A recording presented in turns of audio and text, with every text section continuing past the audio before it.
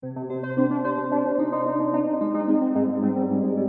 with Scam Haters, keeps her finger on the pulse of what's happening in the world of romance scams. The same soldiers that are being used on women are all over the gay websites as well. So they're all being used on gay men. She started the group when scammers tried contacting her so many times after the death of her husband. Now she sees it all. Honestly, April, scammers have been known to send the woman's naked pictures to me. My name is April, and a scumbag scammer took $200,000 from my sick mother. In this episode of Scammer Stories, Ruth talks about a shift in who scammers are targeting, and later, why she thinks lonely people aren't the only ones at risk. The main new thing is the spread of victims. You know, it used to be the widow, the elderly woman, ones that they would perceive as being vulnerable and worth a try. But now it's just everybody. It's every age, it's married. If you're a woman and you're breathing, you're a target. There's no searching for a good target anymore. It's just we'll try everybody. It's just that they will try anybody, gay or straight, anybody at all. The same soldiers that are being used on women are all over the gay websites as well. So they're all being used on gay men. So are you hearing from gay men victims as well now? Yes, there are two particular apps. One is called Grinder, and one is called Adam for Adam. And we are finding from there, we are getting quite a lot of contact. And the men that are being used on there are the same American soldiers that they're using on the women. And the victims, what kind of ages are you seeing? All ages. Absolutely all ages. And are they using the same template, love letter template? It seems to be, yes. You still get the honey and the babe, and they're looking for someone to marry. They're looking for someone to come home to. It's exactly the same. They've got a sad past. Nobody understands them. Obviously, you haven't got the widowed thing. But when they're scamming somebody that's gay, it's got the, well, I've always wanted to be accepted and I've always wanted a man and I want to settle down and be happy. And they're going along those lines. It's the same type of story, just with a little twitch so that they can tweak it to get to the gay men. But it's working. You've got some very hurt gay men out there because they're on a website for dating. So they're not actually thinking that the person that they're going to talk to is not going to be the person in the picture. It's just like, we haven't got enough victims, we're going to try everybody else now. And some diverse countries. We've got a very big audience from Poland at the moment. Previous to this, there was an awful lot in South America, but they seem to have gone over to Europe and Eastern Europe. I think maybe because they haven't heard of scamming. Maybe the idea of an American soldier is, a good one. And married women. Lots and lots of married women. And what's the scam that they use on the married women? With the married women, it's romance because they are so much more romantic than their husband is at the moment, especially if you've got a woman that's been married for 25 years and, after that length of time. I'm not sure my husband was ever romantic, to be honest, but never mind. You know what I mean? It's like hearts and flowers type things, and it's, I will be better for you than he is. And it's sort of a future. I've been trying to talk to the friend of a woman this afternoon. This woman is in a very abusive marriage. And her scammer is telling her that he's going to buy her a beautiful, great big house in Florida. He's going to take her away from the abusive husband. And basically, they'll live happily ever after.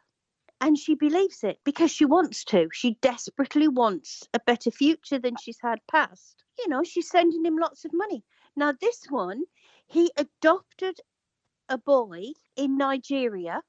And this African actually gets her on FaceTime and talks to her about her man, tells her how real he is and everything. And she's sending money to him. So he's using his real face? Yes. Oh, that's a little bit of a twist too. And she won't believe that the story is not true. She believes that the person she's speaking to on FaceTime is this poor person from Africa who is so grateful to be adopted by this wonderful soldier. The man whose pictures they're using is George Cosma. There's thousands of things on the internet to prove that George is a Romanian that's being used in scams. But her scammer has told her that no, everyone else is fake. He is the real one. And this African is coming on FaceTime saying how much her man loves her and, what a great time they're going to have and everything. And she will not listen. That's heartbreaking. It's like they're getting more daring. They can be more daring because they are believed. I don't know how, April. I don't know how women cannot, especially with this one, with the African face one.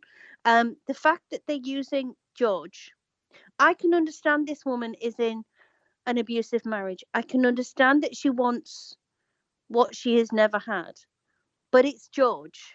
If it was somebody that you've never seen before, okay, but it's a face that's everywhere.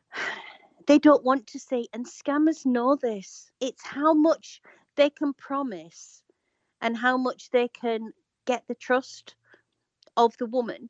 The woman is conceiving that she's having all this love poured on her, and all she wants is a future, and she's believing in this future and paying for it, because in amongst all of this is the adopted person in Africa wants some money she's sending. The soldier wants some money for his internet, for his data, so they can keep talking, so she's sending. Do you feel like you're starting to generate some attention over there? Media-wise, we've been working with the BBC, which is about as big as you can get in the UK, and they're doing 5 documentaries on romance scams. The team that is making these documentaries, they do a sort of consumer type programs, and they said they've been contacted by so many women about romance scams, but it didn't actually fall into the remit of any other of the programs they used. So they've decided to do some standalone documentaries, which is going to be very, very good for us over here, because this BBC team, what they say, people will listen to and they will watch it. So I'm really looking forward to that, because we can say something. Some people believe, some people don't. If the BBC say it over here, it will be believed. And also they will get a big audience as well. It's kind of like Dr. Phil over here. He's done several episodes on it.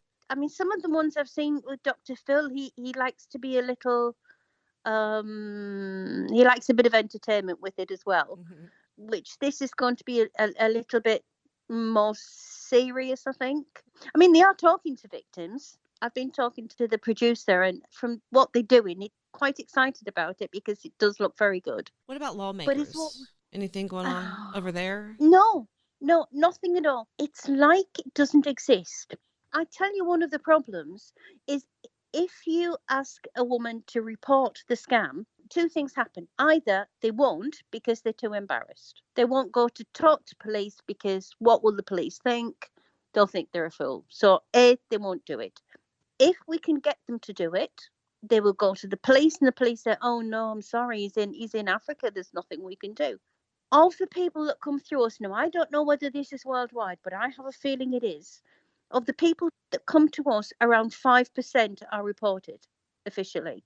The thing is, I don't think the lawmakers have any idea of the size of the problem because it's not reported.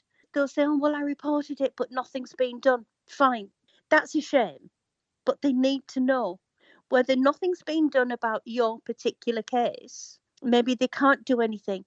But for the future and for all of the women victims, the more that's reported, in the future, something might happen with it. What about the banks over there? Are they doing anything about it? They're quite good. Fraud departments of banks are quite good. They do look into things. If we come across a bank account that's being used as a mule account, I report to any Bank of America, Chase Bank, all of them. And they are very good. Obviously, we don't get feedback as to actually what does happen. I've heard them say, we've blocked the account or things like that.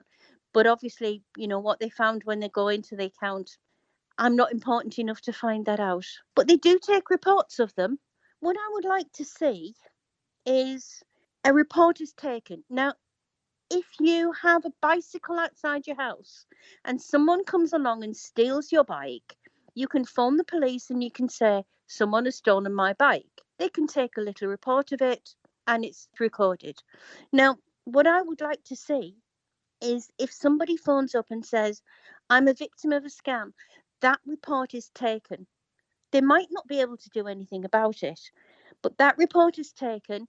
The amount of money that the woman has lost is recorded. Because I think in the future, they would be shocked at the amount of money that is being lost, the amount of times this is happening, the amount of places this is happening in. And it's because it's so underreported, nobody's doing anything. They don't know about it. I absolutely think that in a lot of cases, the authorities don't know about it. Have you ever been contacted by the authorities? No, not at all. It doesn't seem to be important enough to anybody, really. That is why I'm hoping with this BBC thing that it might smack some people in the face. If the BBC are doing it, it's big enough to have got their attention. I don't know whether anything will happen. I know a lot more people will find out about it when it is aired here. If it's caught their attention, then it's big enough and other people are going to start to look at it. If you lose a lot of money to a fraudster in a romance scam, it's completely ignored. We have a saying over here in the States. I don't know if you guys use it over there, but it goes, the squeaky wheel gets the grease. Absolutely. So we just need to be louder. Yes, sort of radio stations and TV stations and things like this. It's just like it's unimportant. And I really think it's down to this reporting thing. I think that nobody knows about it. Most of the people that you talk to who are victims of scams, the first thing they say is, I'm stupid. So they won't tell anybody about it. They won't report it. They don't want to appear stupid, even if there was just a way of reporting it online. So they could fill a form in, it was recorded. Then they're not doing anything face to face. But we need numbers. We need numbers and we need amounts to get the attention that this actually deserves. Do you hear from many victims like my mother who have gone from one scammer to another? Unfortunately, yes.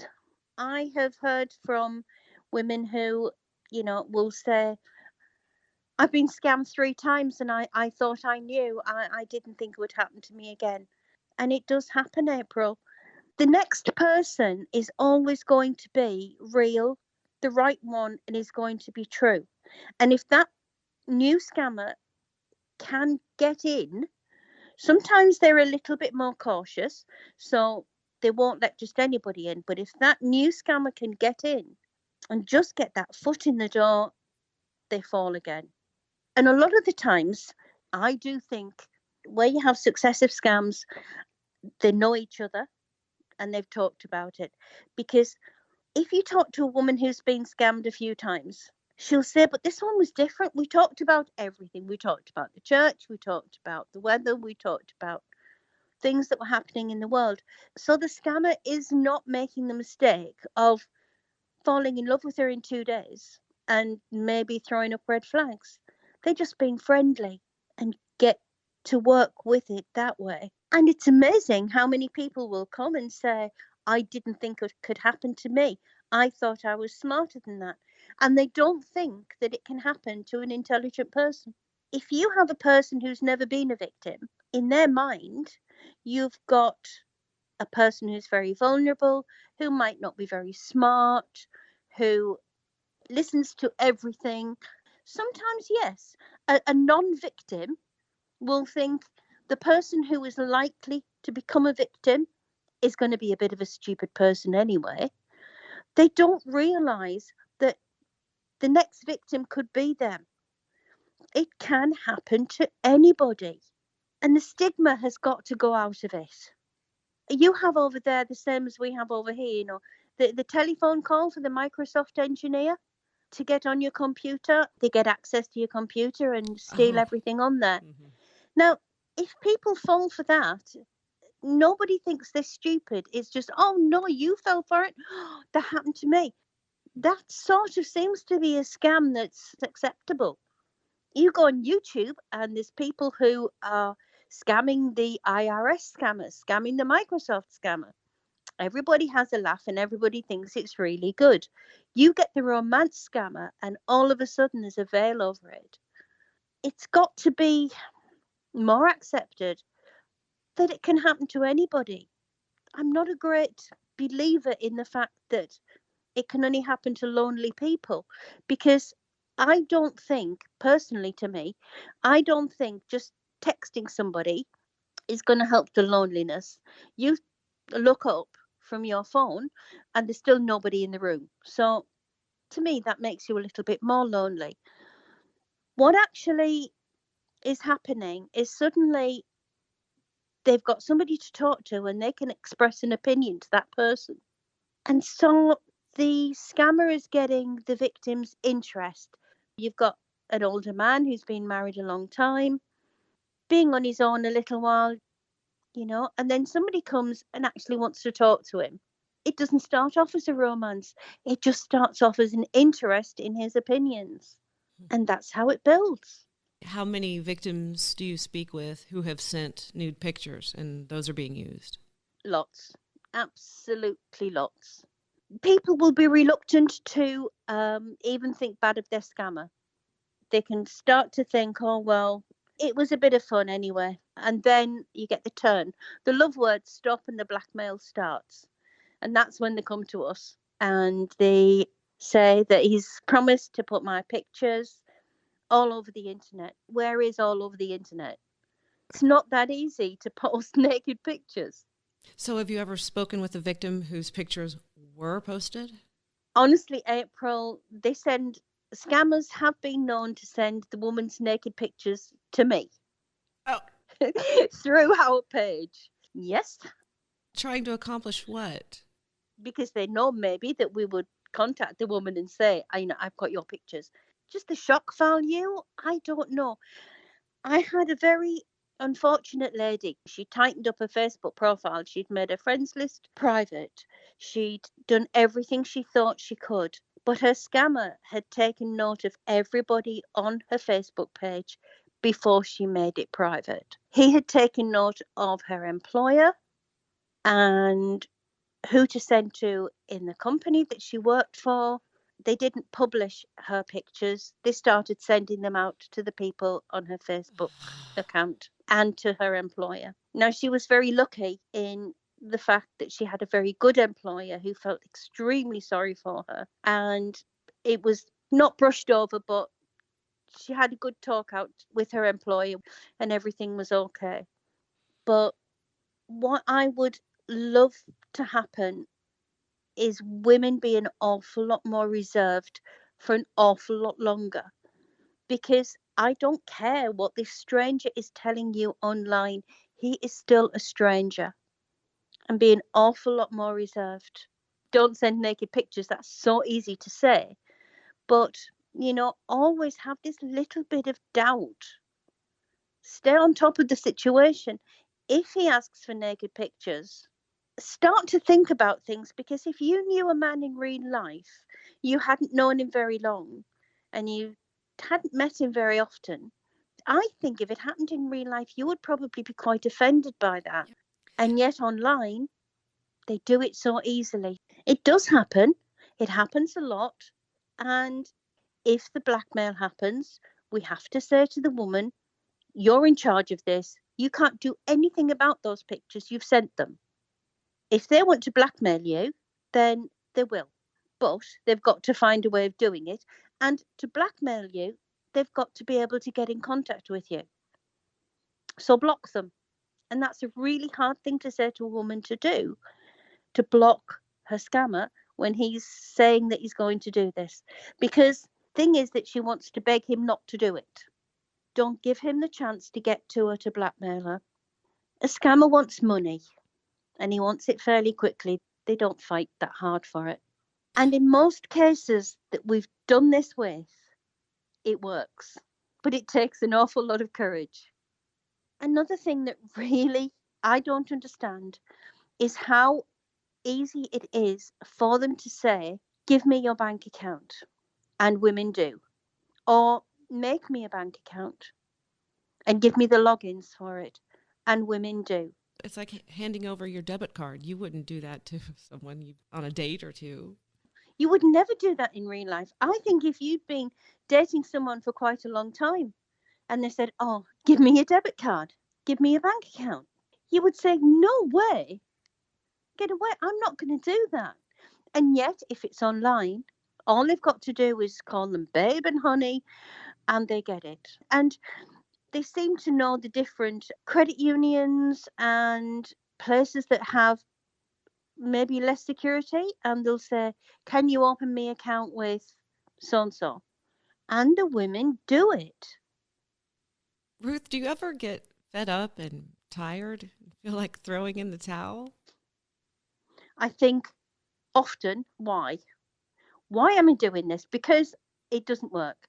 And then I get up the next morning and I go again, because you get so angry. It is very easy to feel absolutely hopeless. You know, you're doing all of this and nobody's listening and nobody's taking it seriously. Then you get up next morning and you come on the computer and you read a story or you talk to a person and you start all over again and you want to fight for that person. I don't care if we don't change the world. I'd love to change the world, but I'm not going to. But if I can change it for a significant number of people, I'll do it for what I can do. I just don't feel that I could walk away and not do it. To me, that would be like joining them, leaving them completely unchallenged. So a couple of things happened to me this week.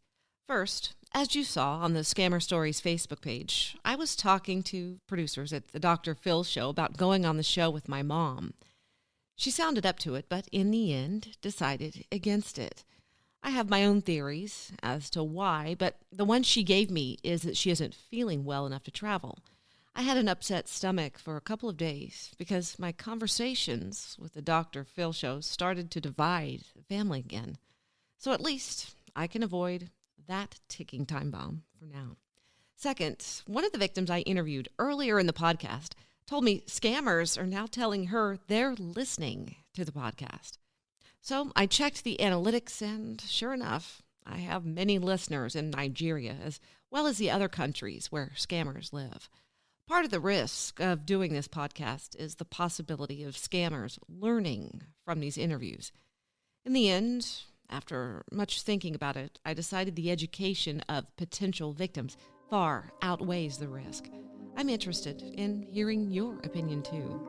Go to the Scammer Stories Facebook page or send me a message at scammerstoriespodcast@gmail.com. Until next time, my Scammer Warriors.